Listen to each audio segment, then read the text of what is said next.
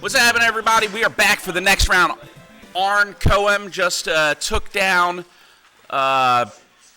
whatever the hell Kevin's new name is. Just say Kevin, it's fine. Okay. It took down Kevin. You changed your name on me. I literally had just kind of gotten used to your old name. I only changed it 2 years ago. That's fine. How often do I see you? 2 years ago is like yesterday. All right, anyway. So we've got FullTimeSlacker, who's going to be player one and calling the matchup,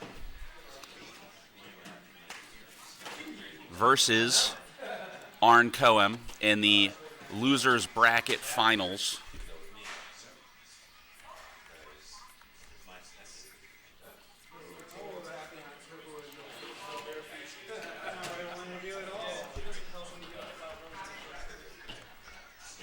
I wonder what matchup we're going to play.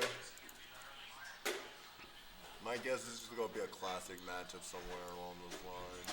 Hopefully. Not no Mickey Mouse. Browns are going to be in the mix. Oh, God. Please don't be a Mickey Mouse matchup, bro. That's all I'm asking. I do not want to see last year where we actually went. All right, we're just waiting on the matchup call from FullTimeSlacker. Living up to his name. He's slacking, and you can tell. You can just, you guys are looking right at him. You can just see, like, Phoenix, Dallas, Emmitt Smith versus Johnny Johnson, and just waiting on Eric's decision. He's going Dallas. Eric's going Dallas? Eric has selected the Dallas Cowboys, which, as every Dallas Cowboys fan can attest for the last 30 years, has been a mistake. And we got the Cardinals. There's like 10 of us. May God have mercy on our souls. Hey, being a Cardinals fan and staying a Cardinals fan, like, that's impressive. Because they're one of those teams that, see, I'm picking the Cardinals here. No, that's actually the team. Being a Cardinals fan is interesting, right? Because they're not like a Detroit that's had these like amazing, like, I mean, I say that, and you had fucking Kurt Warner and Larry Fitzgerald and that was the dream year, but that was when I was like 10 years old. Yeah. And then Carson Palmer when he's great in regular season. Yeah, man, that was some good times. Horrible in the playoffs. Yep. My God, some of the most horrid football I have ever watched in the playoffs. Plays okay. Now we got Kyler Murray where he's the same thing, but he can run. But then in the playoffs he sucks. Right, that's the NFL nowadays. It's fine. I'll wait 3 more years until we make the playoffs. You get these running quarterbacks coming in, flashing the pans. They can move really well in their first year. They usually do pretty well, and they're okay. And then their second year, they have to figure out how to pass the ball, or they're basically screwed. Yep. Or you play for the Chicago Bears, and your career ends the moment you're drafted. You're not wrong. How about the Panthers? This is also true for the New York Jets, the Detroit Lions, the Jacksonville Jaguars, the Cleveland Browns, and so many other NFL franchises who have shitty ownership, and they run shitty organizations.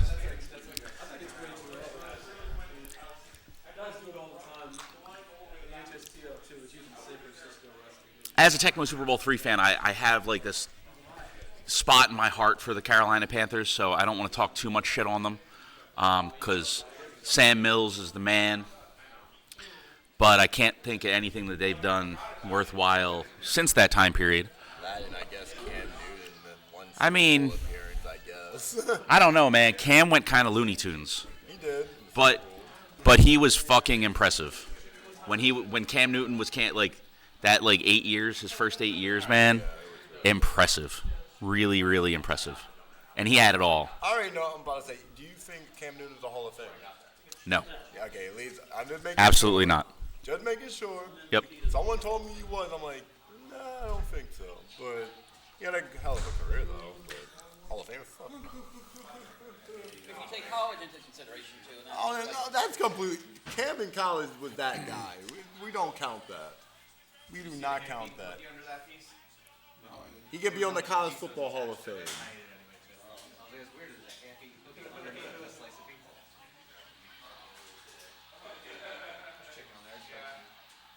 can you check the Alabama Vanderbilt game? You got the ESPN? I do not. Fuck. I don't have any like. I have ghetto internet. I for what? Yeah. No, I just went and got one. Ugh. But I appreciate that. There was a point in the last game I was like, I need a drink, and I didn't feel like yelling at someone across the room to go get me a drink. I considered it. FullTimeSlacker extends the fist. Arncoem gives it the bump, and we are underway in the losers bracket finals of Jersey Cup 2024. Well, this is the losers bracket finals. The winner of this game goes to the tournament finals. The finals. Last year, you guys may recall that our finals were Matty D versus DPS. Interestingly enough, two players who use their actual initials for their online names. You'll hear a lot of banging in the background, and that's just a lot of gay sex. Emmett Smith. This is the rare in other news. Alabama lost to fucking Vanderbilt. Shit. Alabama lost to Vanderbilt. I cannot speak right now. My tongue is all twisted. I haven't played on the stream yet. You got fucking weird HD screen. Arncoem's on the screen for the first time today, and he's very excited to be here. He's been sitting off to the side. Tap, tap, tap, tap, tap, tap, tap, tap. And now you get to see two of the greatest tap button pusher people of all time. What the new kids say. Now these guys have nothing on Tetris players. There's no way Tetris. Actually, for Tetris, they Tetris. So originally, Tetris players up until like 2017 were just regular tappers. Like all of the elite Tetris players were regular tappers, and this one dude was like the king of Tetris. Like he'd won the world championships like 8 straight years, and then and he was like a big guy behind building a lot of the community and being active in the community. And then he sadly passed away like 2 years after someone dethroned him. So this kid, 17-year-old kid, comes in and he's a hyper tapper. So he's using a different tapping technique, where I don't know what the hell he was doing. Well, no, that's the new one. So there was one in between. The guy that beat Jonas, so the Jonas Neubauer was the guy. The Dallas Cowboys just scored, blah, blah, blah. So Jonas Neubauer was the king of Tetris.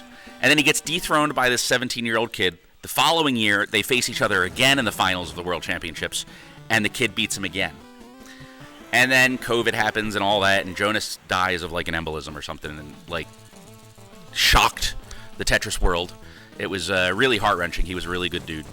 Anyway, another group of young kids come in and start getting into competitive Tetris, and this What the hell are you talking about? tapping, and how you techno players. This game? Yes. That's what makes him the best. So some guy from Florida is giving me shit.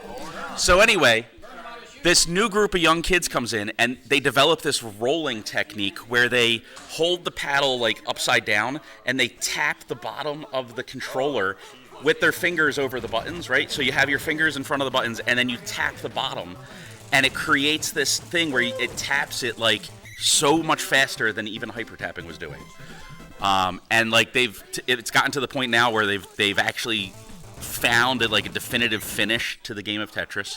Yeah, And they've, which is basically the game just glitches out when you reach a certain score threshold. But now that, there's different, so you can, go for highest score before tapping it out. So there's all these, people that are just breaking records now with this new style of Tetris. And all of the people that are competing with the old styles of tapping, just, you just can't keep up. So it's forcing people to have to change the way they tap, which is also what you see in the techno community with all these, crazy, slide your finger shit and I saw one dude with a quarter attached to his thumb, and like everybody does crazy shit. And I am more of the philosophy of I just accept I'll never beat anyone in tapping, and then when I do, it's like I won already. Like it doesn't matter. So anyway, this game is still going on. For me being young, eventually I will learn the way of the tap. The problem is I'm in other video games, so I cannot focus on the art of the tap. You don't. Listen, If yes, you are correct. You don't have to be a master of tapping to succeed in Tekken, but it does help. A nice pass. First down.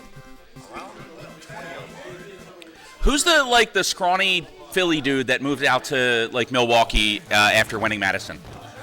Who was like Joey Gatz. So Joey Gatz is not a good tapper, I understand, and he was for a short period like the best player in the world in Tecmo, and then this DPS guy came out of nowhere, and he drives a FedEx truck or something, and I have no idea what he does. I'm just making shit up, but he's supposed to be pretty good. Big run by Johnny Johnson into the end zone because Johnny Johnson is the best running back in Tecmo. We got a tie game unless by some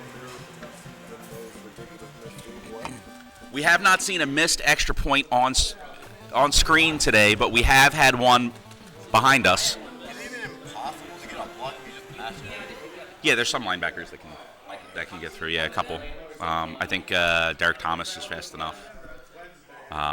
There's a couple, but it's a conditions game, and yeah,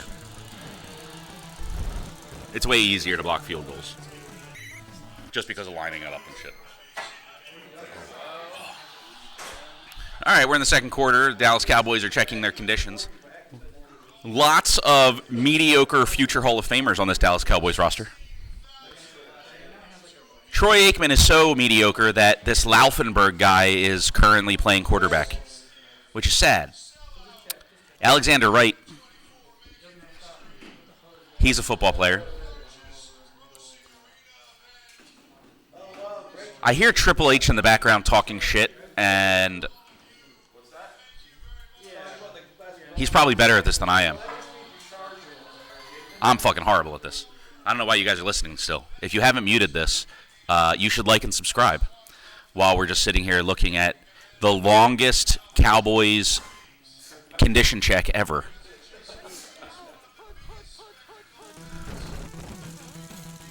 Lots of really fast tapping for a 3-yard loss. Immediately into another play. No time wasted, but it's called, and Emmitt Smith says, I'm going to gain a yard. 'Cause I'm Emmitt Smith, and I like big holes. 3rd and 12. Laufenberg drops back. Almost gets sacked. Almost gets blocked. And he gets a jumping catch by the opposing team. I love Arncoem. Oh, shit. Brigham Young Almost 30 with the interception. I was about to say Arncoem, but he returned it pretty well. Down to around the 50-yard line. Looking good for Slacker at this point. He's getting the ball back as well. Unless he fumbles.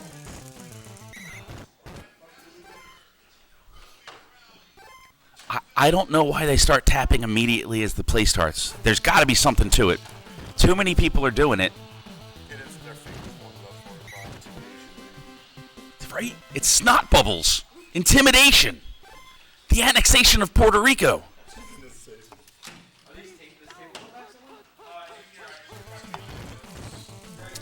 If you got that reference, like and subscribe.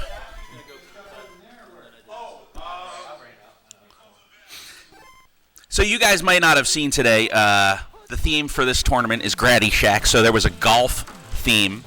Tecmo tournaments, a lot of times there's a coin flip to determine who gets to be player one, and then that player gets to call the matchups. But there was a caveat to that rule today where the loser of the coin flip could attempt to sink a putt.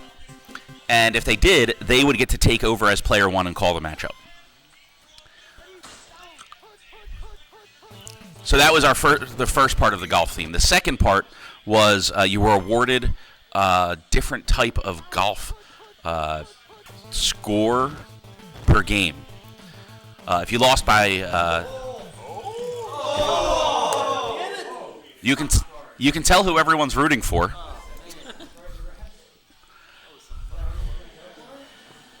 Every now and then every now and then you have one of those games where everyone in the room is rooting for a specific person for no reason. Take the point. Which has been a theme today. If it's Just under take eight. the point. You're gonna get the ball. There's a good chance on this one. Greco's fucking I will say this. I have seen Arncoem win a tournament before. I have not seen FullTimeSlacker win a tournament. Therefore, I don't care who wins. But I could have gone a different way. Take the point. This is a 40, Field goal attempt. 41-yard field goal. 51. Al Del Greco In. You got it. kicks it through the uprights, splits them perfectly. We don't even get the top down view. That was a perfect field goal right there. And Phoenix takes a lead And the ball. and the ball. Vi Sikabhema back deep in the end zone. Cowboys are angry. Vi makes it to the 9. And here goes the rapid fire. We looked at Tupa. We looked at that guy. Roy Green's on the field. Always good to see that. Roy Green, big MVP in a big game you guys watched earlier. It might have been the last one even. I don't fucking remember. and Ricky.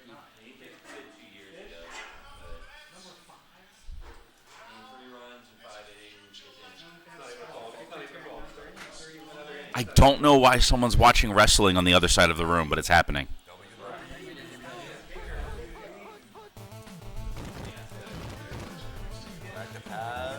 Oh, and Rosenbitch goes for the run. 2-yard gain for Double M Tim Rosenbitch. Rosenbitch in the shotgun. Holt drops back to cover, and Rosenbitch runs for a 3-yard loss.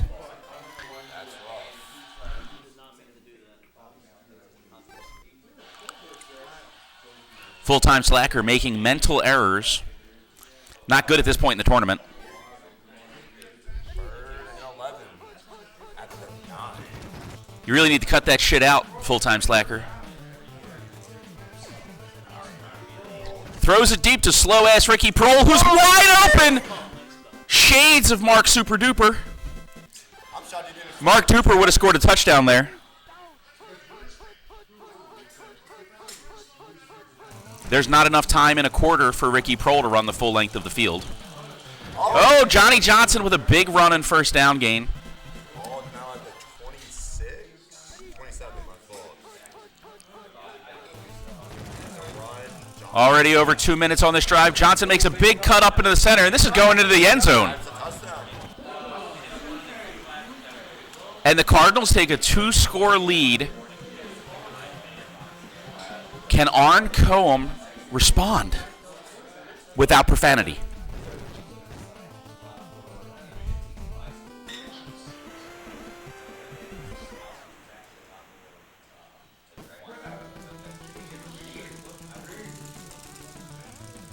They're tap fucking again. It's so aggressive.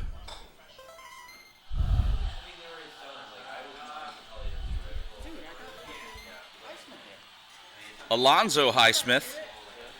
Look at Alonzo Highsmith, everybody. He's in good. It was half good.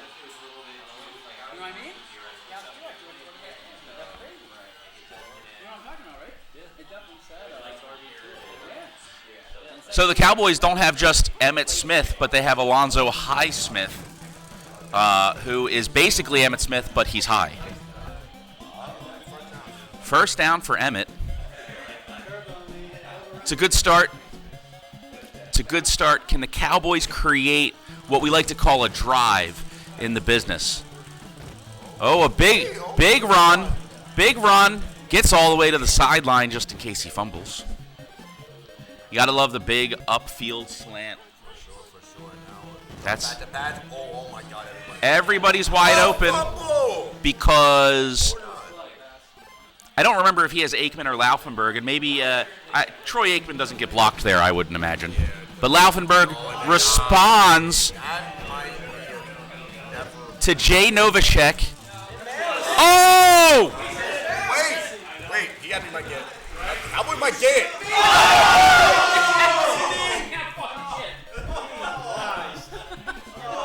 This game is like Madden. I'm sorry. Y'all saw what the fuck just happened, right?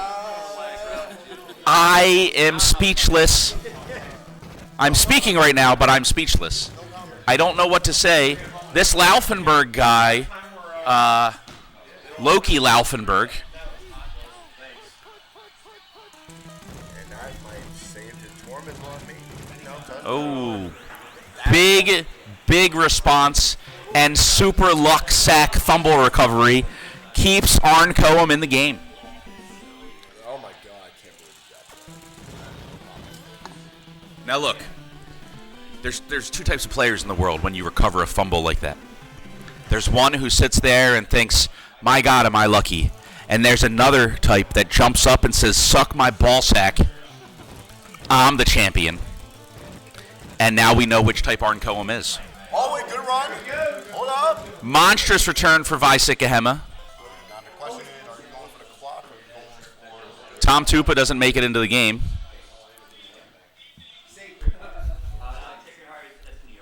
So as a Super Nintendo player, there's a lot of little changes, little nuanced changes that they make in the Super Nintendo versions of this game that aren't the way in the NES. And when you're playing someone in the Super Nintendo version, you can tell whether they're NES players or not. And one of those things is you can look at players' condition while they're on the bench.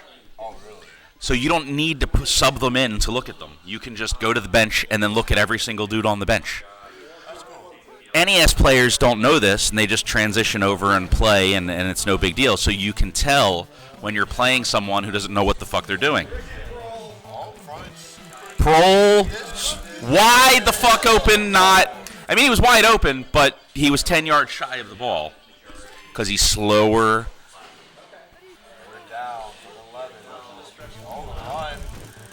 Big run 3 for Johnny Johnson. It's a big gain and a first down. He's going for 50, 40. Oh! If he had cut upward, that's a touchdown. But he cut out of bounds because he was scared. No, I respect him going out of bounds. And it might be really bad. Incomplete, though. I want to make sure we don't forget it. There's still a bunch of people here. But big shout out to our tournament coordinator and host, Greg. Deviled Greg. My man puts together a hell of an event at one of the most interesting venues on the East Coast. The best prizes, the best head, Greg. All right, 3rd and 5. This could be everything.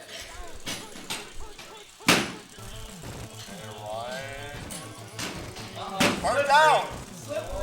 Johnny Johnson gets another first down because he's slippery. Winding down, only one timeout for the Cowboys. 10 to go. 17-14. If you are a slacker, are you going for the win or are you going for running down the clock? So, when I'm in situations like this, what I like to think to myself is one of my favorite coach quotes from a football movie, and that's "Winners want the ball." Also, fuck field goals. Field goals can eat my ass. I want to say fuck. Say it. I'm gonna say about It feels field goal. good. It feels good when you get a touchdown instead of a field goal. It feels good. It feels good, Eddie. But down by 10, this looks like it's kind of over. 83 seconds remain in Arncoem's tournament life. Aikman is coming in. Laufenberg has led this team to a 10-point deficit. Can Troy Aikman bring them back from the brink of extinction? Exbrinction. That doesn't work. I'm gonna keep it real. Unless some kind of miracle happens, answer. Okay. Uh-oh. Everybody is open except for the one short dude. And the pass gets blocked. This is not the first time this game we've seen this. All of the Phoenix Cardinals players stayed in, and now it's a called play and a drop.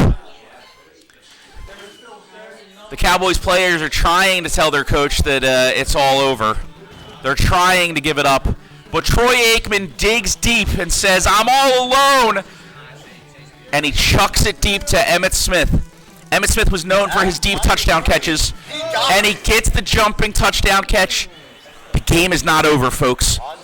What we have here is a fabled player 2 onside kick recovery coming up.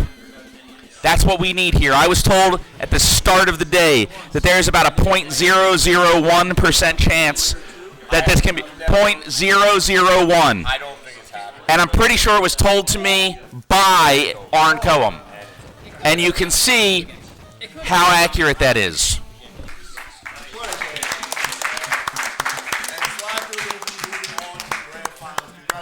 Look at those runs. 33 runs. Phoenix's offense was perfectly balanced, as all things should be. Grand final. FullTimeSlacker is going to move on to play Hank the Tank in the finals. Hank needs to be defeated twice, so FullTimeSlacker needs to stop fucking slacking.